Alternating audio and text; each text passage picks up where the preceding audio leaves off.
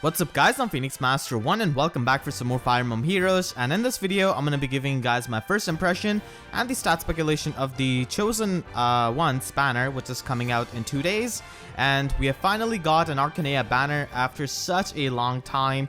So the first unit we have is Fina. She is a sword infantry dancer, but even with that she is able to stand out. The weapon she's got is Rapier. I believe in FE3 she could wield that, so that's why they've got Rapier on her.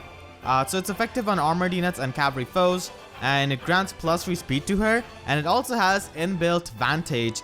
So this allows Fina to not only be a dancer, but also be a really great utility unit in Arena, Arena Assault, and also in Ether Raids.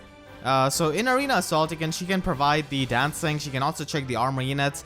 And in something like Ether Raids, I mean, it really depends on her stats, but she can even run something like Distant Counter, Null Counter, Disrupt on her slot in, slot B skill to make use of the Vantage.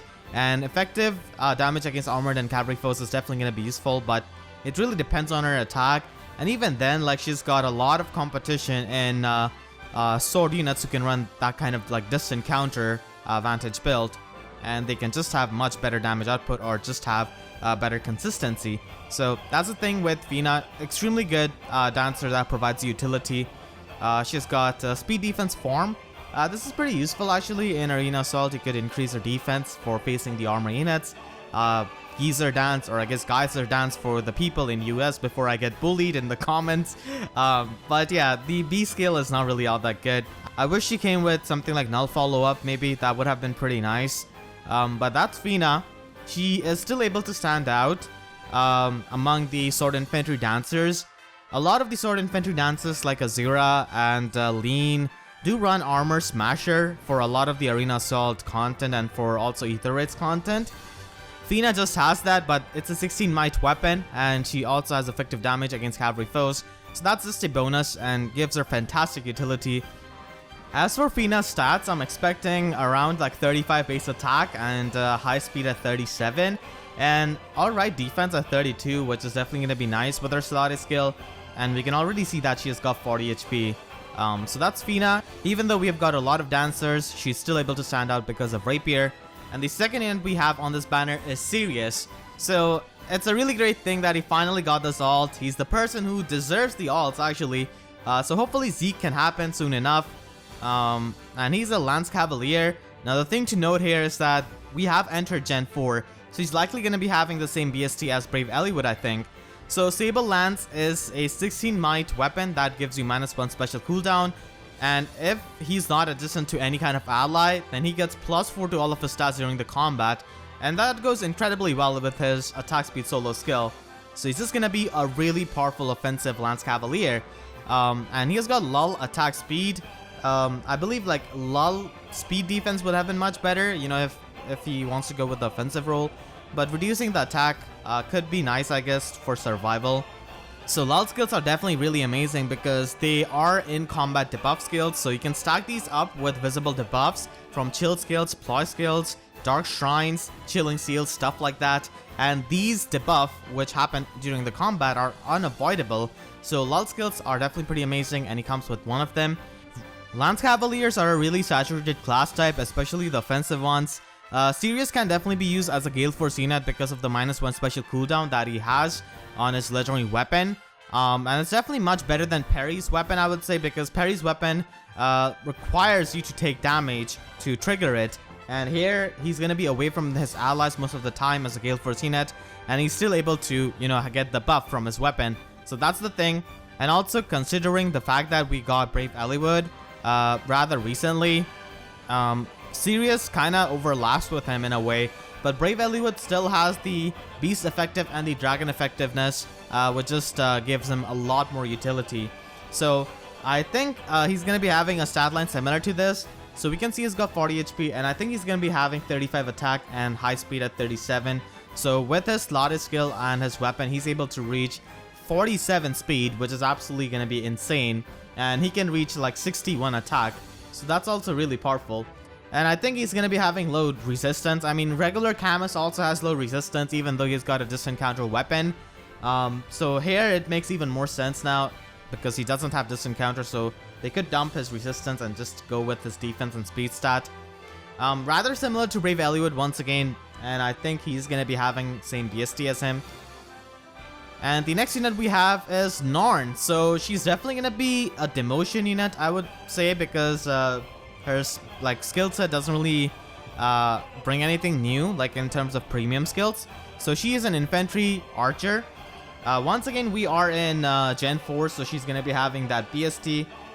So she has got Guard Bow Plus. If she gets demoted, this is going to be a huge thing because no unit in the game has got Guard Bow as their native skill. You will have to upgrade Satsuna's Assassin Bow into Guard Bow with Refining Stones and then use it and then inherit it. So native Guard Bow is definitely going to be a pretty nice thing if she gets demoted.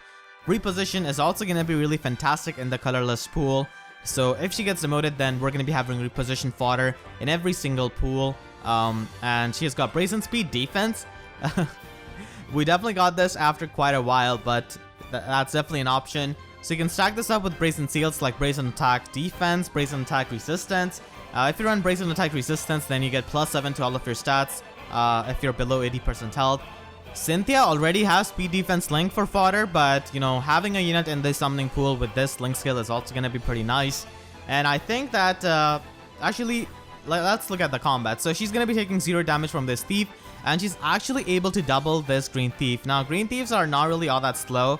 And we can see that she has lost some HP, so if my eyes are not betraying me, I think she's got 43 HP, and she has got around like 35 or higher speed to double this Green Thief, so I think she's going to be having a speed set similar to the one I have here, and I think she's going to be having like a workable attack at 32, not really too high, not really too low. I mean, it's on the lower side, but I think she's going to be having 31 defense because she takes no damage from this Thief, so from the calculation I have done, I think she's going to be having this much defense. Not really very high resistance though. So that's the stat spread I'm expecting out of Norn. Not really too groundbreaking, I guess, which kind of suits a demotion candidate from the trends we have seen. And she also doesn't really carry any kind of premium skills.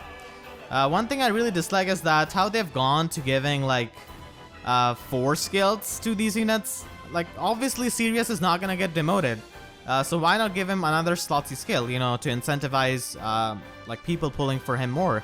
Maybe that slotsy skill can attract more people to pull for him, and maybe it might just synergize with his base kit. So that's the thing. I don't know why they've done that. And the final unit we have on this banner as the break prize, I guess, is Nagi. So she's actually not related to Tiki. A lot of people might have that in their mind.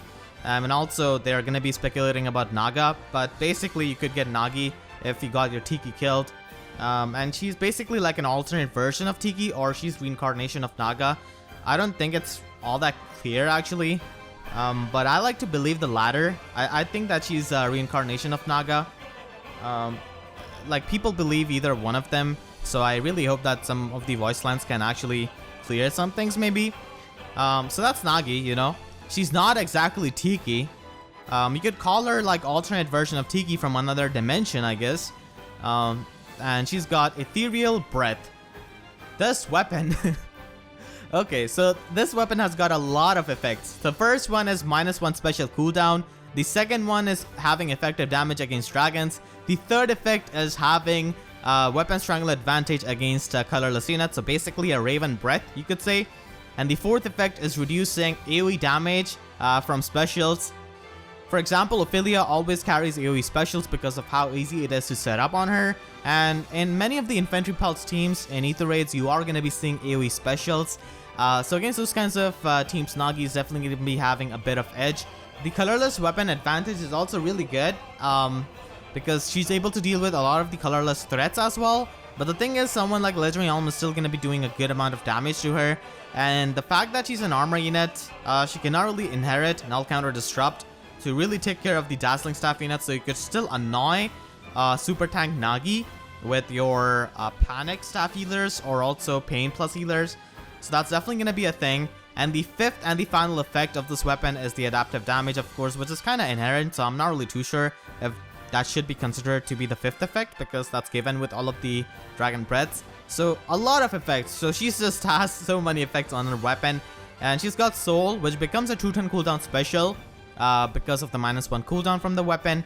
She's got Distant Counter and Special Fighter as her slot in, slot B skill. So it's just like a pre-made unit for Ether Raid's offense if people are interested in the super tank strategy. But granted, even though she has a good matchup against someone like Ophelia and the colorless units, many of the Ether Raid's defense teams are going to be having red units like Lilina, Hoshiden Summer, Mikaya especially, who will just smash Nagi into pieces because of the effectiveness she has got against armor units and the color advantage as well. And many times, you know, many Ether Raid's defense teams do have dragon effective weapons. They even have Naga on their team. So that kind of thing is definitely going to be holding back Nagi as a super tank, because she's got the dual weakness against the armor slaying weapons and also the dragon slaying weapons. So she's a pretty decent pre-made Ether Raid's offense unit, which her skill set seems to be pushing her for. But as I said, she does have her weakness. Yes, you are going to be having a better matchup against AoE specials, but you still have to consider that weakness of armor and dragon, and also the fact that she's going to be having one movement. So that kind of thing, like mobility, is definitely a big factor in Ether Raids. One movement on units can definitely hold you back with the positioning, and sometimes even from getting away from the dangerous situations or getting to the pots. So again, those are the drawbacks which you have to keep in mind along with all of the positives she has got. And outside of Ether Raids, in the in-game content, she's gonna be a really good like tank because of Soul, Special Fighter, and Distant Counter. She's gonna be really self-sufficient in that regard. And as for Arena, nobody really uses AoE specials in Arena, so that's that. And the weapons triangle advantage she has against colorless units can definitely be pretty annoying in some of the bonus weeks if you're using like a colorless bonus unit. So that's Nagi. And I'm expecting stat spread similar to this. I think she might have even more than 180 BST, but I'm just keeping it at 180 in my stat speculation at the very least. So we can see that she's got 46 HP. I'm expecting base 36 attack or somewhere around that. Low speed with pretty good bulk, high resistance, and also high defense, because for functioning as a super tank in Ether Raids, you definitely need to have good mixed bulk. So because they're trying to push her skill set for that, I think they're definitely going to be having stat spread similar to this. And that is going to be the banner. Just kidding. We have another unit, and that is going to be Bantu, aka Ban, aka Grandpa Dragon that everyone loves. So he is going to be added directly into the 3-star, 4-star summoning pool, which is great. That is absolutely amazing. So he is a red dragon. Now keep in mind, he has been released in Gen 4 BST, so he's definitely going to be having more BST than Garen and Adult Tiki. So that could be a pretty nice thing and gives free-to-play players a good option to invest into a good red dragon. And his art is so amazing. It's by the same artist who has drawn Ogma, Gunter, Jagan, and also Zephiel. So he's finally back, I guess. Yeah, he didn't really draw any kind of art ever since launch of the game, and this is the first time he's back. Kinda makes me think that they had planned Bantu right when the game was launching, and they just delayed that for some reason, and now they're releasing him in the 3-star, 4-star pool directly. I don't know. I'm just really happy to see this artist back, and I hope that they get more chances to draw more characters.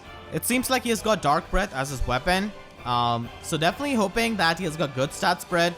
As for the Grandeur Battle unit, we're going to be getting Astrum. I hope he has Mercurius, and I hope they give it a good effect.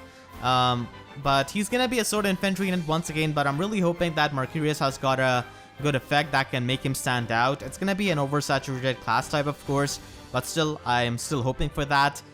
So definitely going to be looking forward to that Grand Tour battle. I believe it's going to be happening on 23rd of September.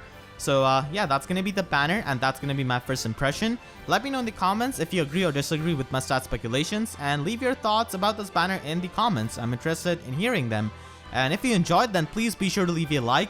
It is going to be helping me tremendously. And if you haven't already, then make sure to subscribe for more Fire Emblem Heroes content, and also for 3 Asses content, because I'm doing a let's play of that. And please be sure to hit the notification bell and click on all, so that you can always get the updates to my videos whenever I upload.